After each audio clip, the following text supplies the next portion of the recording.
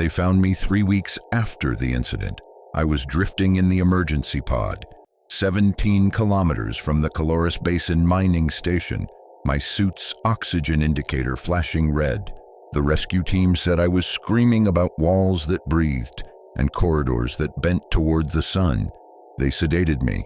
Standard protocol for thermal psychosis, they wrote in the report. But I know what I saw beneath Mercury's surface, and I know it's still there waiting. My name is Dr. Vincent Harlow, planetary geologist, 15 years mapping subsurface structures across the inner solar system. On April 9th, 2043, I descended into Crater Hokusai's permanent shadow zone, a region where sunlight has never touched the regolith in 4 billion years. Temperature readings held steady at -193 Celsius. Our thermal imaging satellites had detected something impossible: geometric heat signatures deep beneath the surface, arranged in a perfect grid spanning dozens of square kilometers. The energy output was massive, enough to power a small city. No known geological process could explain it. The descent took 6 hours. Me, engineer Takashi, and pilot Navarro in a reinforced drilling capsule, boring through ancient ice and compacted silicate layers. About halfway down, Takashi went quiet. His hands were trembling against the scanner display, fingers twitching in patterns that looked deliberate, almost like he was tracing instructions. "What is it?" I asked. He didn't answer immediately, just kept staring at the readings, his finger moving across the screen in spiraling motions. "The rock ahead," he finally said, voice barely a whisper. "It's not reflecting the sound waves, it's swallowing them, like it's listening to us approach." Navarro forced out a strangled laugh. "That's just interference, man, right, Doc?" I watched Takashi's dilated pupils, the way he muttered coordinates under his breath. Numbers that didn't match our descent path. Coordinates that spiraled inward toward something central. "Yeah," Takashi whispered, "has to be." None of us believed it. We broke through at 2,683 meters. The drill bit spun free and the capsule lurched into open space. Navarro stabilized us, then activated the external floods. The chamber made my stomach fold in on itself. Massive, smooth walls carved from bedrock, surfaces reflecting our lights at angles that shouldn't exist. I tried to focus on a single wall and felt something twist behind my forehead. The geometry was wrong, corners bending toward me while receding simultaneously into impossible distance. "Mother of God," Navarro breathed. "This is artificial." Takashi's scanner contradicted itself every few seconds. Unknown alloy, elements not in our database. Temperature reading 34 degrees Celsius. Human body temperature, down here in eternal night. That's when I saw them. Veins of luminescence pulsing through the walls. I checked my pulse, 72 beats per minute. The walls matched exactly. As I watched, my heart accelerated, 75, 78, 82, matching the increasing tempo. Something was conducting both of us. "Command, this is Harlow," I transmitted. "We've discovered an artificial structure requesting immediate..." Nothing. Not static. Absence. Complete absence, like the frequency had been removed from reality. We suited up and exited. The chamber extended in all directions, corridors branching at deliberate intervals. Takashi measured the spacing, prime numbers, 73 meters, 89, 107. The floor was inscribed with symbols that rotated when I wasn't looking, cycling through configurations that hurt my visual cortex. We followed the main corridor down. After 15 minutes, we reached a junction. 5 passages radiating outward. Takashi walked straight to the center one without hesitation, like he'd known all along. "Why that one?" I asked. He didn't answer, just kept walking with purpose that looked like compulsion. The passage opened into a gallery. Vast space, our lights unable to find the far walls, yet somehow we could still see them. Thousands of vertical alcoves carved into rock. Each contained a figure. Humanoid bodies made of smooth metal, seamless, standing perfectly still. No faces, just blank polished surfaces where heads should be.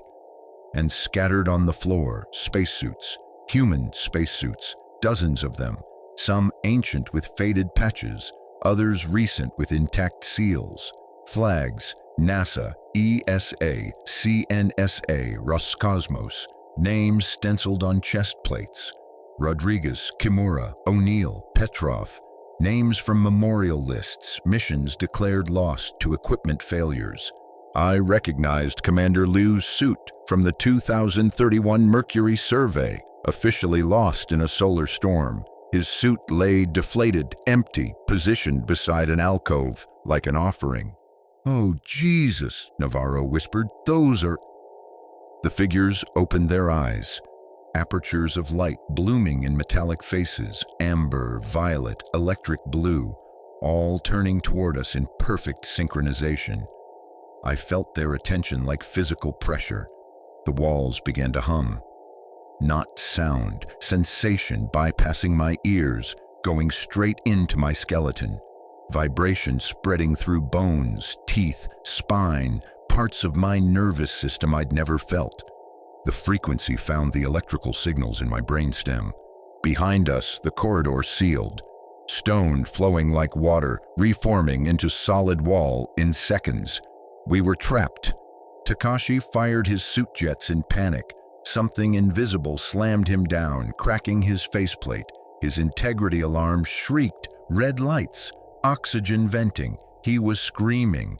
The figures stepped out in perfect unison. Hundreds moving as one, gliding toward us, feet never touching ground. One approached me. The amber aperture pulsed faster, and then I wasn't in my body anymore. Thousands of perspectives simultaneously.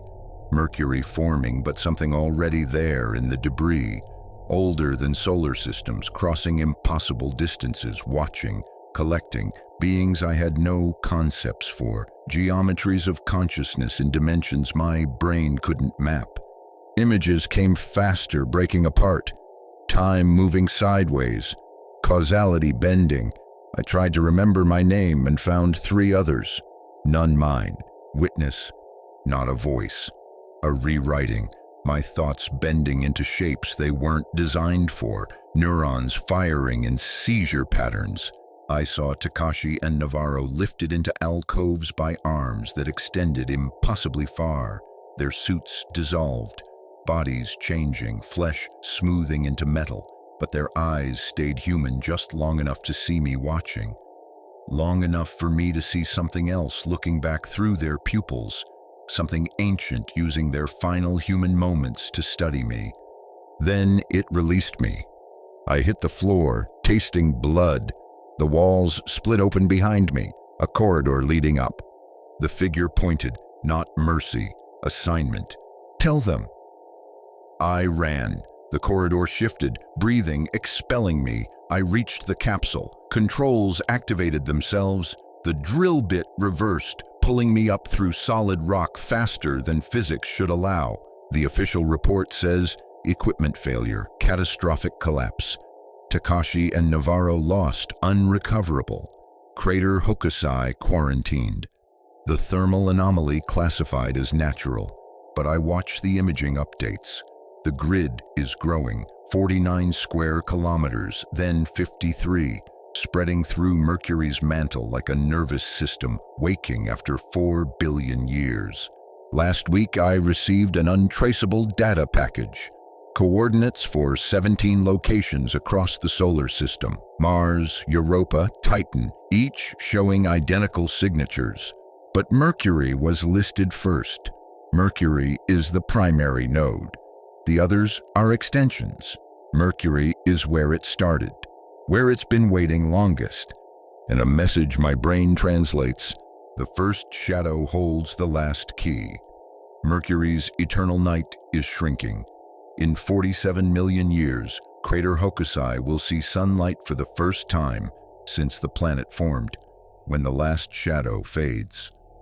I don't know what happens, but it's been counting down since before Earth had oceans. And it let me go for a reason. Sometimes I lose minutes now, hours. I'll be typing and realize I've written coordinates I've never seen. Sometimes my hand moves at wrong angles, bending through space like those corridors, existing briefly in more dimensions before snapping back. Last night, I couldn't remember if my name was Vincent or if Vincent was something I'd been assigned to wear, like a suit, like a vessel. There's a pulse in my chest that isn't mine, a rhythm older than my species. When I close my eyes, I see that gallery expanding, alcoves multiplying infinitely, waiting for the solar system to bring more exhibits. I think I'm still down there. What came back is just a fragment it needed on the surface, a witness with legs, a voice to tell others what's waiting, to make them curious, to make them drill. The harvest doesn't begin when the shadow fades. It began when something in the eternal dark heard us coming and started counting our footsteps toward the depths, toward the chamber where it waits with infinite patience for the solar system to deliver what it's been collecting since before we learned to look up at the stars and wonder what looked back.